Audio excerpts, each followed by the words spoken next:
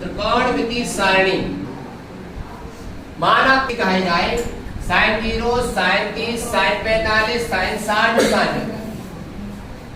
तो आप साइन को याद कर लीजिए। sin 0 का 0, sin 30 का 1/2, sin 45 का 1/√2 और sin 60 का √3/2 और sin 90 का 1। अब cos के मान के लिए क्या करोगे, लास्ट से sin के मान को लिख दोगे तो आपको cos के मान मिल जाएंगे।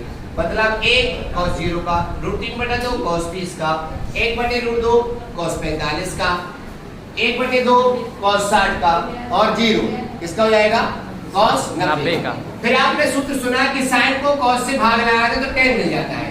तो sin के मान को cos के मान से भाग लगाओगे तो किसका मान मिल जाएगा, tan का। और फिर tan को लास्ट से लिख दीजिए तो क्या मिल जाएगा आपको, cot मिल जाएगा। tan को लास्ट से लिखोगे तो cot मिल जाएगा। फिर sec के मान की आप cos के मान को उल्टा कर दें, मतलब नीचे के मान को ऊपर लिख दें 1/1 करके, तो क्या मान मिल जाएगा, 1/1 करेंगे तो 1, 2/√3, √2, 2 और अपरिभाषित। ये किसके मान हो गए, sec। और sec को लास्ट से लिख दो और चाहे 1/sin लिख दो तो आपको क्या मान मिल जाएंगे, cosec के मान मिल जाएंगे। अपरिभाषित cos 0, cosec 0, 2 cosec 30, √2 cosec 45, 2/√3 cosec 60 और 1 cosec 90। अब यदि साइन के मान आपको याद ना हो तो क्या करना है, शुरू से लेकर 0 से लेकर 4 तक की संख्याएं लिखनी है और 4 को भाग लगा देना 4 से। जो आपको संख्याएं मिले उन संख्याओं का क्या कर देंगे आप, वर्गमूल निकाल देंगे। और वर्गमूल की संख्या आपको किसके मान को बताएगी, साइन के मान को बताएगी।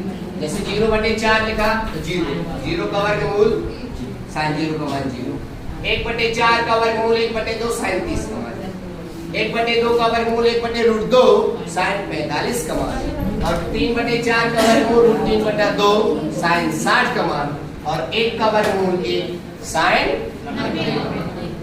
ये आपकी ट्रिग्नोमेट्री। अब देखो आपको नोट कर लेना है कि 1 का मान किसका किसका होता है, sin 90 1, तो इसकी कोज्या भी 1 होगी 90, cosec 90, cos 0 1, तो sec 0 भी 1, tan 45 1, तो tan 45 भी ये साइन के मान होंगे, बनेंगे।